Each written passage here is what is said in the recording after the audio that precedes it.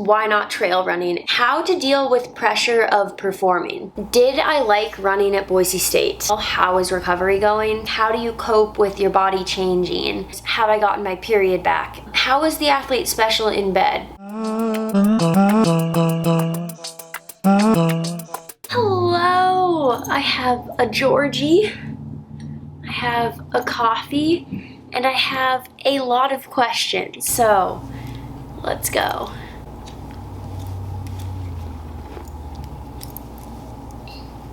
I have written down all the questions in a handy dandy notebook, and I've separated them into categories. So if there's any specific questions that you wanted to hear about, I've made this video into chapters depending on what category the questions are about. So just like look at the chapters and you can skip to whatever you're actually interested in, because I'm just going to cover a lot.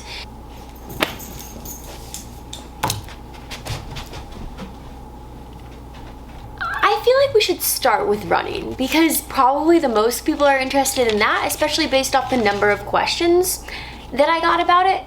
So I'll start there. First question I got was, why are you so fast? I mean, I guess moving on. What age did you start running? This is kind of a tough question because I did my first ever like community 5K when I was in, I think, 3rd grade. So technically I started in 3rd grade, and then I would like kind of run a little bit while my sister was in cross country because she's 3 grades above me. So when I was in 4th grade, I think I started going to some of her middle school practices, but I never actually seriously trained for running until like halfway through high school. That was the first time I ever like trained on my own during the summer. So I guess 3rd grade, but I would say I really got invested in it like the summer after sophomore year of high school. How to deal with pressure of performing. It's definitely hard once you have good performances to then like feel that there's a pressure to back those up. But I think that one thing that's really helped me is just trying to find more of a joy in the challenge of running and less of seeing it as like a performance standard to me. It's more like an exciting barrier to be able to reach. More of like, oh, what can I achieve instead of what do I have to achieve? And switching that mentality helps me, but it's always going to be hard. There's always going to be pressure, but I think that you just have to find a way to use that pressure to actually benefit your performance instead of hindering it. How many miles do I run when fully training? This has definitely been different at different points in my running career. It's been as high as 80 miles a week and as low as 40 miles a week. Lately it's been more like 40, just because I've been really conservative with coming back from a long injury cycle. So it's just really variable.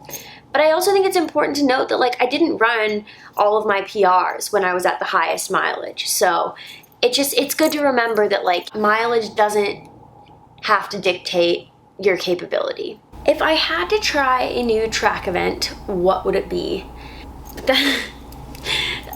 I mean, I've done the 800, 1500, steeplechase, 5K, and 10K. So I guess the 400, it would be abysmal, but I would try it, I guess. Georgie, stop freaking, okay? I struggle fitting strength training into a running schedule. What would you recommend? I mean, my biggest recommendation would be to start small. Like, don't feel like you have to have 3 1-hour sessions a week for it to be enough. You know, start with trying to do 1 30-minute session and then maybe move that up to 2, and then maybe on another day you're able to fit in like 10 minutes of core, and just see what is actually a sustainable amount for you and implement that, because being consistent is what's going to be the most important thing with strength training. Favorite workout? I think my favorite workout is probably mile repeats. Yeah, either tempo or at like 10K pace. I like both of those. If it's mile repeats at 5K pace, I would say just don't sign me up for that. But I like a mile as a distance of repeat to do. Way more than Ks. Trails or track? That's a tough question. I've definitely been more focused on the track for the last like 6-7 years, so I would say right now maybe track, but as far as just like somewhere to run, I would definitely choose the trails. Tips to keep an amazing season going. So this person said that their season started amazing and they're wondering for tips to keep that going. First off, congrats on starting the season amazing. Let's go. And then I would say tips to keep an amazing season going. My main one would be like, do not get too greedy. Do not think, okay, my season started great. Now what more can I do to make sure that I keep getting better? Like, don't think about doing more. Think about maintaining what you're doing. Like, it has worked. Now don't try to like push too far and overtrain or peak too early in the season. Just continue to trust the trajectory of your training and just stay the course. Enjoy it, keep having fun with it, and appreciate that it's going well. How to deal with injury recovery and returning to running. The best thing you can do is to focus on what you can do. So whatever your injury allows you to do training-wise, just try to do that to the absolute best of your ability. So if it's just swimming, like try to be the best swimmer you can be. Make goals in the pool. Like keep yourself motivated in that way. And then for returning to running, I think really you need to analyze what caused the injury, what can you do better to avoid that in the future, how can you change this training cycle to not get injured again. And that's what I've been continually doing for years, and like I hopefully will eventually get it all right and be able to train really consistently. This next question was a little interesting. It is, what is your opinion on the fact, not the thought, the fact that runners should have small legs? I mean, my opinion is that that's not a fact, that maybe we need to unpack some limiting beliefs here. What track events am I focused on, and have I considered road racing? I've definitely considered road racing, and people were asking about indoor track as well. And I think that I would be way more likely to do road races in the spring than indoor track, just because road races are an exciting concept to me right now because I haven't done much of that. But when I did just that one road race last spring, I really enjoyed it. Well, actually it was last summer, but I really enjoyed it. So I definitely want to do more of that in the future. As far as track events I'm focused on, I would say I think I have unfinished business in almost every event on the track. So I definitely want to try to improve my times in everything from the 1500 to the 10K.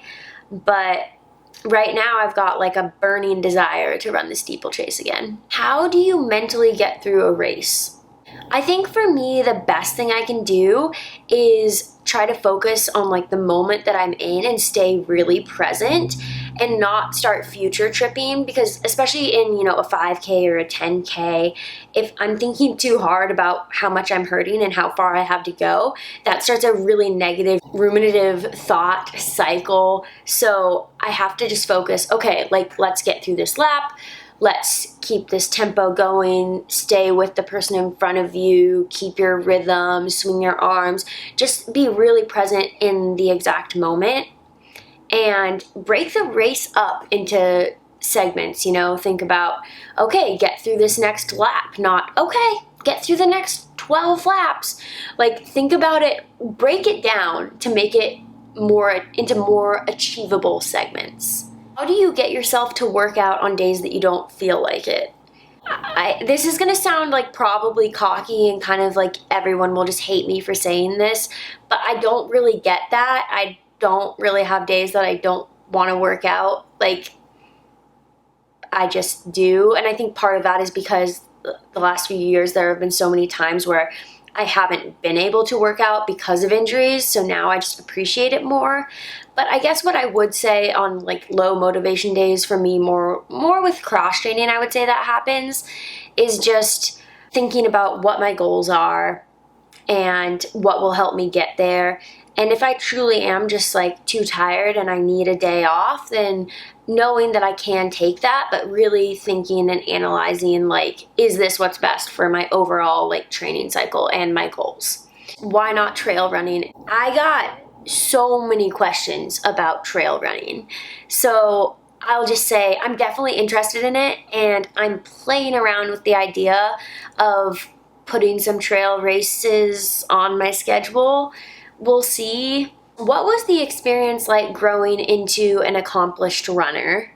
I mean, it was interesting. I think it was weird because I felt like I wasn't doing anything that special because I was just doing my best, which was what I did in like everything.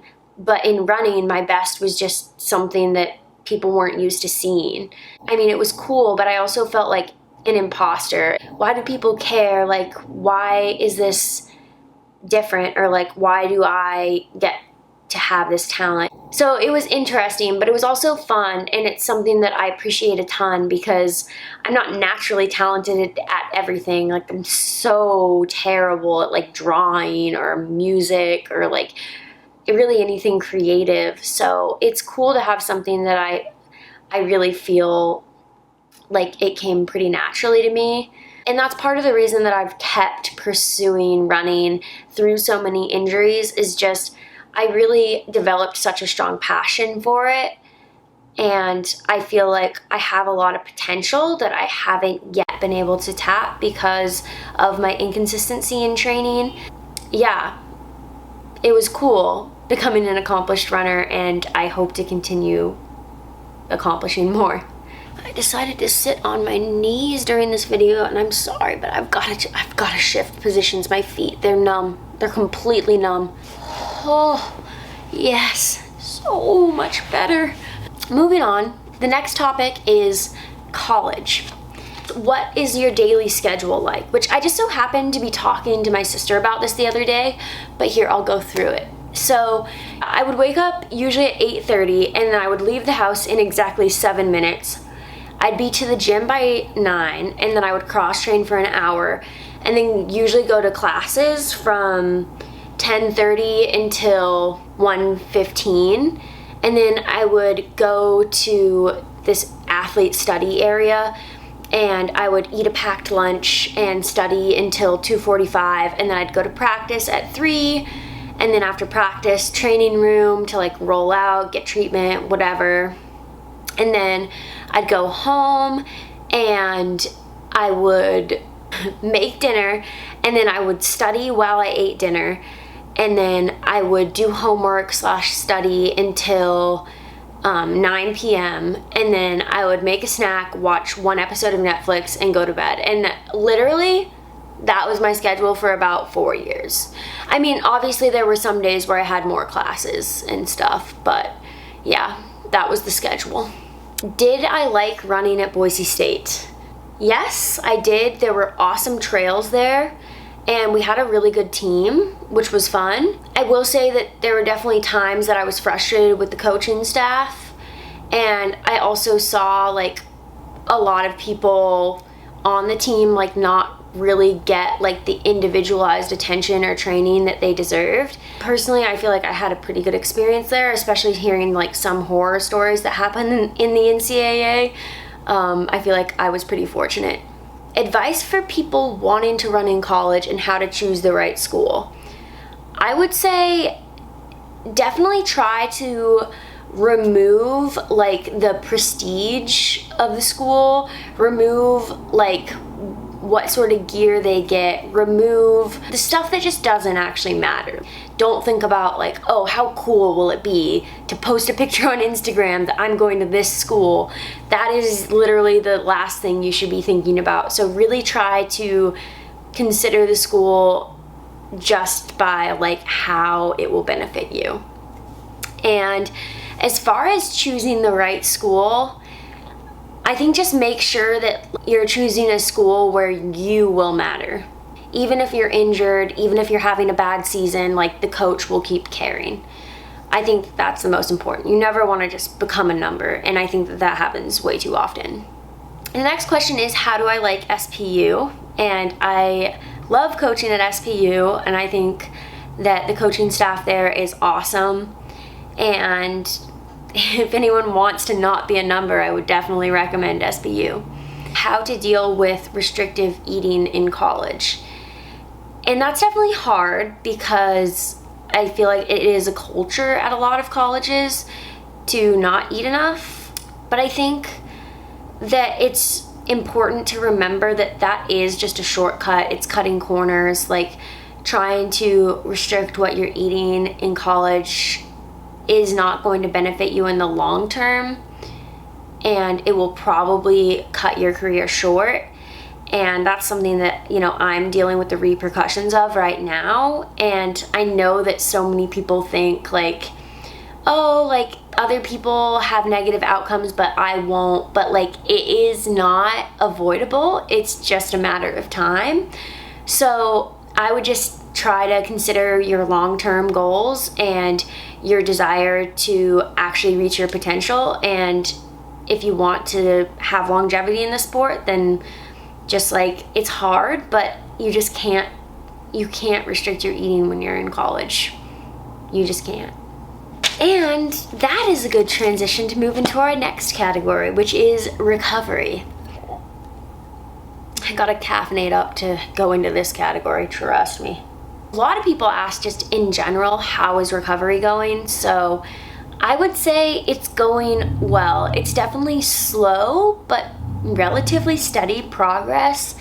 And whenever I feel frustrated with where I'm at, because I wouldn't consider myself fully recovered, I just will look back at where I was, you know, a year ago or 2 years ago or 5 years ago especially, and I am so like proud of myself for how far I've come and the place that I'm in right now.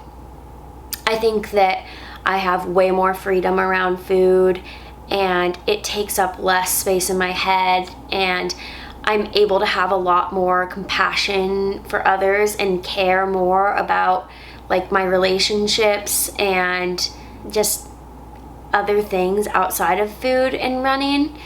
And so that's really cool to see. But yeah, it's good, but it's not done. But, you know, I didn't really expect it to be done at this point, so that's fine. How do you cope with your body changing? It's definitely more of a work in progress for me than like me having concrete advice on how to deal with that. But I think a big thing is trying to be like neutral, basically. Just be like, okay, like, this is actually a thing, it's body neutrality. So I feel like body positivity is talked about a lot, but I'm more of a proponent for body neutrality, which is basically like, okay, like my body exists and it allows me to do things and I don't have to love it or hate it. It just is. And I think that that's like more of the mentality I try to take, is like, okay, my body isn't what matters about me. That isn't what people care about. It's not what makes people love me. It's not what makes me valuable. So I'm just not going to think about it too much. And yeah, I just try not to think about it, and I try to not look at myself in the mirror or like body check. And hopefully someday like I'll be able to kind of get past that and move towards body positivity. But right now that's kind of where I'm at. Do you ever find yourself missing your old body? Definitely, I do. Seeing old photos of myself sometimes is hard. I get out of that mentality by reminding myself sometimes of how I felt or the extreme lengths I had to go to achieve that body. And I mean, I won't go into details because I know that it would be triggering, but like there are times where yes, like my body was smaller, but it is insane what I was doing to maintain that size.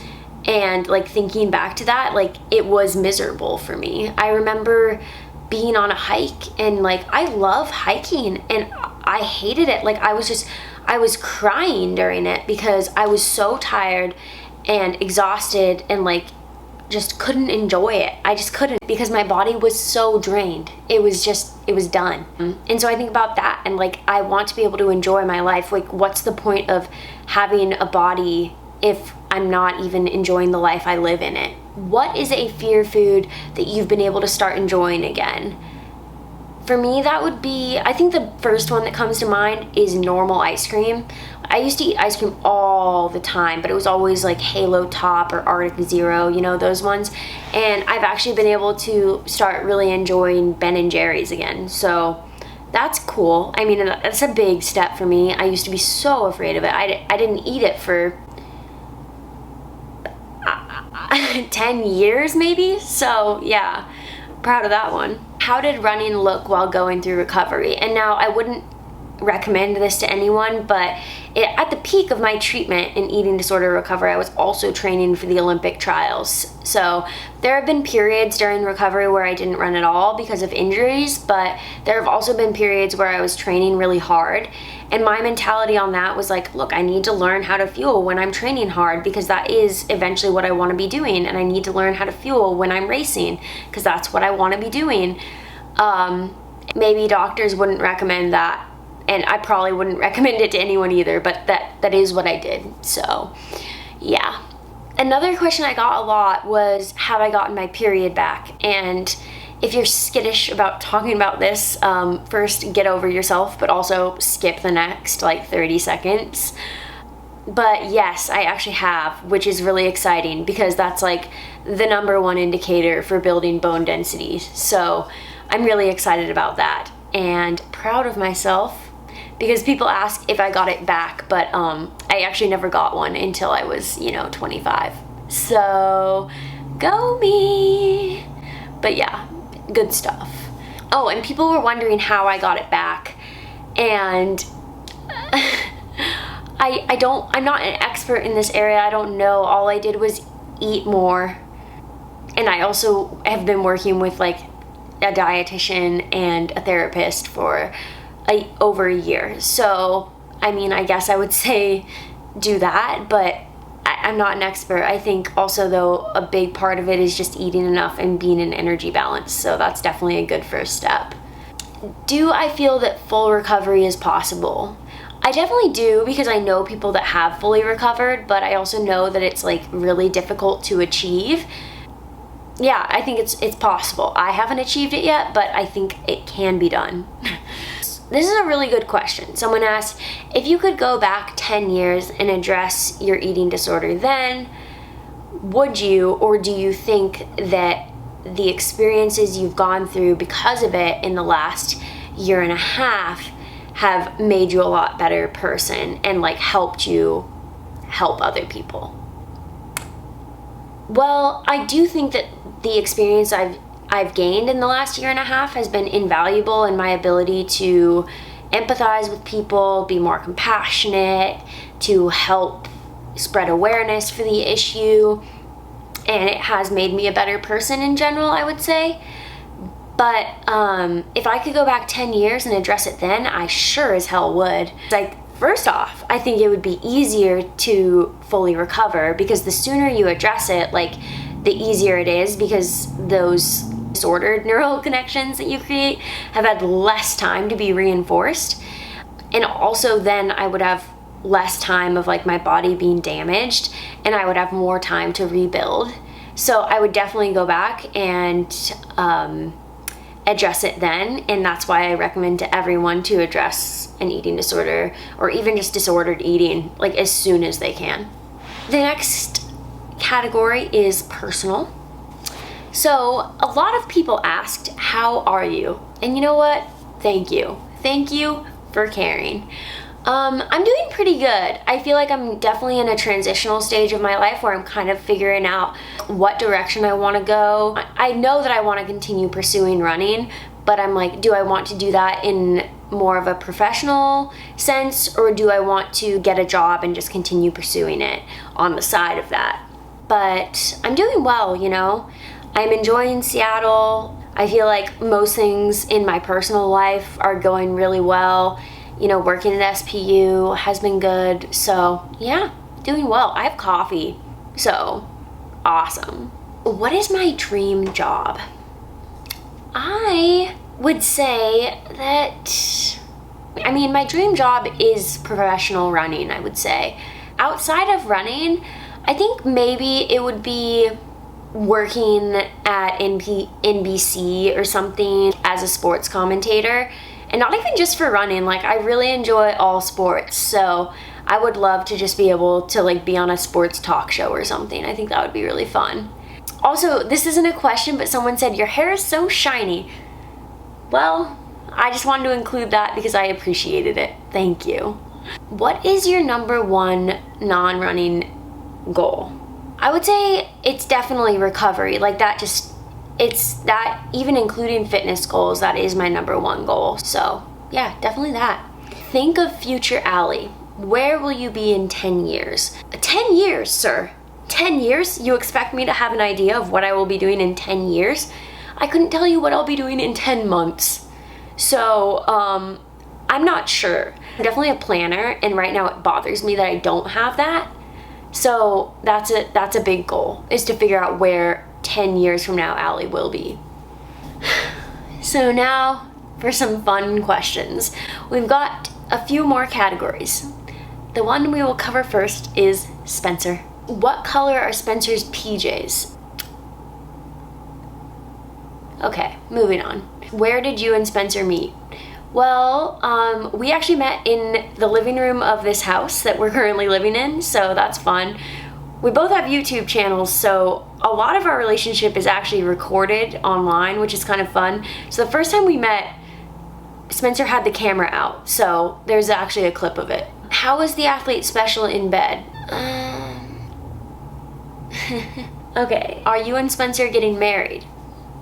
Well, we have an ongoing joke that, yeah, in 7 years, but, you know, maybe sooner, maybe later, time will tell. And then this one from my mom. Who's more high maintenance, Georgie or Spencer? Well, Georgie's food is easier to make, but Spencer's potty trained, so I'm gonna have to go with Georgie on this one. And then that leads perfectly into the next category, which is Georgie, who's actually asleep right now. If anyone was wondering why he disappeared from this video, yeah, he's asleep. So what led me to get a doxy? Well, I was on a hike with my parents in the summer of 2019, I think, and at the top I saw a miniature dachshund puppy, black and tan, and it was the cutest thing I had ever laid my eyes on, and ever since then I knew that I needed to have one. Someone asked how I came up with the name Georgie, and it was at that point too that like my sister and I started fantasizing that like, oh, I should get a dog, and she came up with the name Georgie, and we thought it was such a good name. So that had been my goal, you know, I'm gonna get a miniature dachshund and name it Georgie. And I even happened to get a black and tan one, so just it all worked out so well. How do you not just die every time you see Georgie? And well, I do. Every time I see him, I start to become just this blubbering person that throws compliments into the wind. I just see him, I'm like, oh my gosh, my cute little schloopy schlonker baby. Oh, you baby boy, you are so perfect, you are so cute. And I can't stop. I do it every time I see him, even if we've only been apart for 1 to 2 minutes. He's so cute. How is Georgie so cute? And as I've said, ask myself that question every day. It's hard to fathom. It really is. Favorite animal? Obviously, my favorite animal is a miniature dachshund, black and tan, named Georgie. Male.